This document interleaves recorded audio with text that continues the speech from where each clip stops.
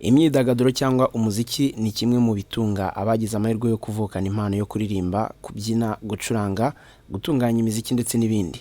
Ibihugu bitandukanye birimo na Leta Zunze Ubumwe za Amerika usanga abahanzi baza mu myanya ya hafi y'abavuga rikumvikana, byumvikane ko bijyana n'agatubutse baba barakuye mu bitaramo, mu gucuruza album, mu kwamamariza ibigo bikomeye ndetse n'ibindi. Igihugu cya Nigeria ni kimwe mu bihugu bya Afurika twavuga ko bimaze gutera imbere mu myidagaduro, yaba filime ndetse cyane cyane mu muzika. Iki gihugu gifite abanyamuziki bazwi ku rwego mpuzamahanga ndetse banaza mu myanya ya hafi y'abagezweho ku isi. Uretse kuba iki gihugu cyarateye imbere mu bukungu, n'abanyamuziki ntibasigaye inyuma. Muri iki gihugu cya Nigeria gituwe na miliyoni zirenga 200 z'abaturage. Muri iki cyegeranyo cyacu nk'uko tubikesha ibinyamakuru byo hirya no hino ku isi, cyane cyane ibyo muri Nigeria, Target TV igiye kubagezaho urutonde rw'abahanzi 10 bo muri Nigeria bazi imbere y'abandi mu gutunga amafaranga menshi muri uyu mwaka wa 2019. Uru rutonde mukaba mugiye kurugezwaho nanjye Masunzo. Reka twese duhere ku mwanya wa 10, turaza kugenda tumanuka, turaza gusoreza ku mwanya wa mbere. Ku mwanya wa 10 turasanga umuhanzi witwa Banky W. Uyu mugabo usanzwe witwa Mr. Olubankole Wellington, uzwi ku kabyiniro ka Banky W. Uyu ni umuririmbyi ukomeye mu njyana ya R&B. Uyu mugabo w'imyaka 38 uretse kuba ari umuhanzi, ni umunyapolitike muri iki gihugu cya Nigeria. Banky W amafaranga atunze ayakura mu gukina filme, kuririmba, gutegura ibitaramo ndetse no kwamamariza ibigo mpuzamahanga birimo Samsung, IBA n'ibindi byinshi.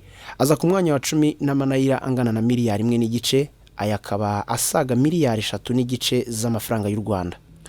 Ku mwanya wa 9 haza uwitwa Chinedu Okoli, azwi cyane nka Flavor. Uyu mugabo w'imyaka 35 azwi mu ndirimbo zirimo Ada Ada, Chini Baby, Black is Beautiful, Ololufe ndetse n'izindi. Ni umuhanga mu gucuranga no kuririmba live.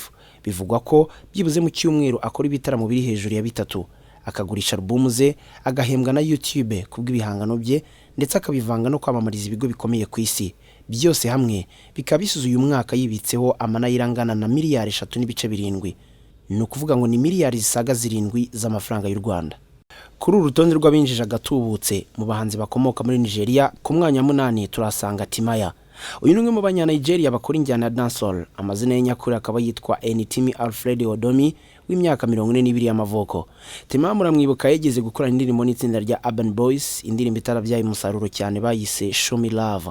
Aza ku mwanya wa 8 n'amanayira angana na miliyari 5. Ni ukuvuga asaga miliyari 10 z'amafaranga y'u Rwanda. Aya mafaranga yose Timaya akaba yakura mu kwamamariza amasosiyete y'itumanaho muri Nigeria, kwamamaza ibinyobwa birimo Hennessy, kwitabira ibitaramo hirya no hino ku isi ndetse n'ibindi bitandukanye. Ku mwanya wa 7 bamwita Luda Boy cyangwa Paul Okoye. Uyu ni umwe mu bavandimwe bahoze bahuriye mu itsinda rya P Square, kuri ubu ritakibaho. Biragoye kubatandukanya kuko barasa neza n'umuvandimwe we witwa Mr. P.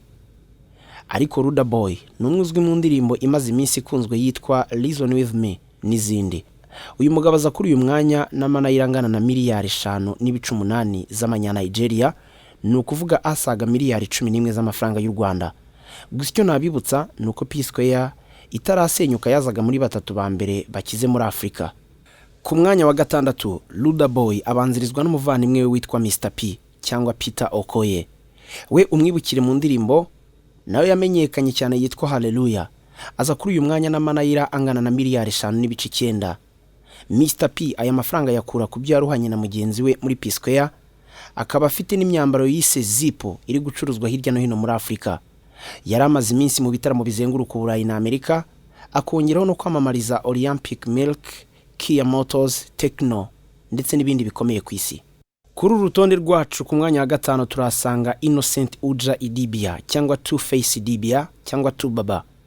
Uyu mugabo wamamaye mu ndirimbo nyinshi zirimo If Love Is a Crime n'izindi. Muri uyu mwaka arizihiza imyaka 20 amaze mu muzika wa Nigeria ku bufatanye na TV ikomeye yitwa Trace Niger. Aza kuri uyu mwanya n'amanayira angana na miliyari 6, ni ukuvuga asaga miliyari 12 z'amafaranga y'u Rwanda yinjije muri uyu mwaka. Ku mwanya wa 4 turasanga Dibanji cyangwa Dapo Daniel Oyebanjo aka Dibanji. Umwibuke mu ndirimbo yakunzwe n'abatari bake ku isi, ni indirimbo yise Oliver Twist.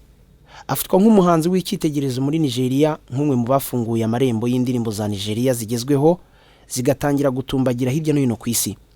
aza kuri uru rutonde n'amanayira asaga miliyari 6.2. Ku mwanya wa gatatu turasanga Michael Ajele Collins uzwi nka Don Jazzy.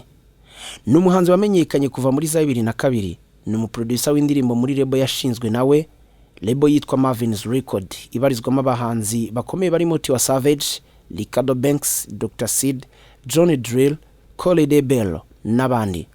Uyu mugabo wabanye na Jay-Z, Kanye West n'abandi bahanzi b'abanyamerika bakomeye ku isi, ntabwo yipfushije ubusa kuko aza kuri uru rutonde n'amanayira agera kuri miliyari 8.7 yose ava muri iyi nzu ibarizwamo ibyamamare ya Marvin's Records, ayakuramo kwamamariza umuvinyo wa John Walker n'ibindi bitandukanye.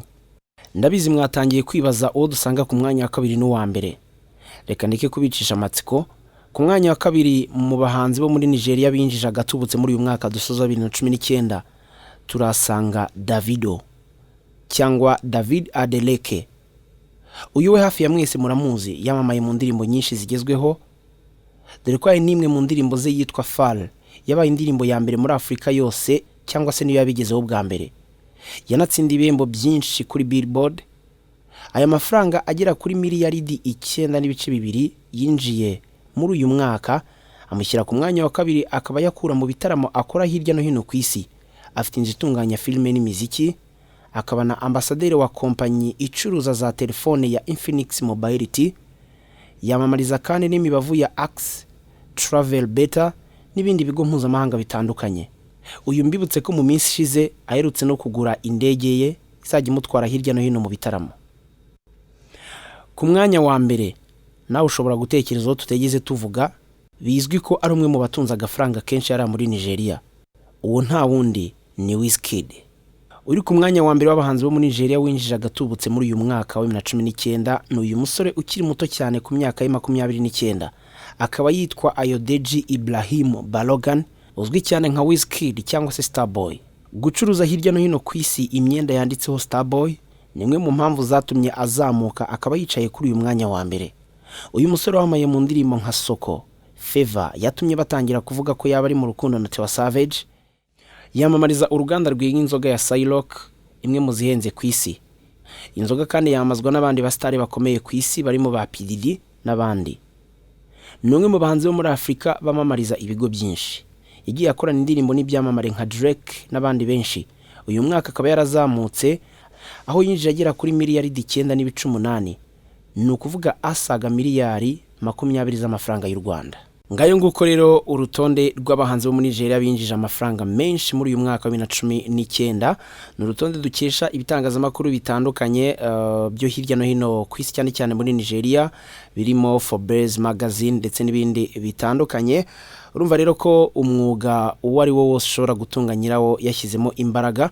Mu nkuru yacu y'ubutaha tukazabagezaho ese ku isi ho byifashe gute, nabaye bahanzi binjije amafaranga menshi muri uyu mwaka. Iyo nkuru muzacikwe nayo.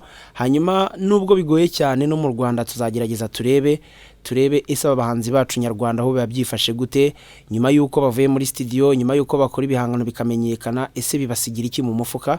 Byose tuzabigarukaho mu biganiro byacu by'ubutaha. Nari Masunzu, mukomeze gukora subscribe kuri Target TV kugira ngo ibyegeranyo nk'ibi ngibi ndetse n'izindi nkuru nyinshi cyane zitandukanye zikomeze kujya zibageraho ku gihe. Asante sana.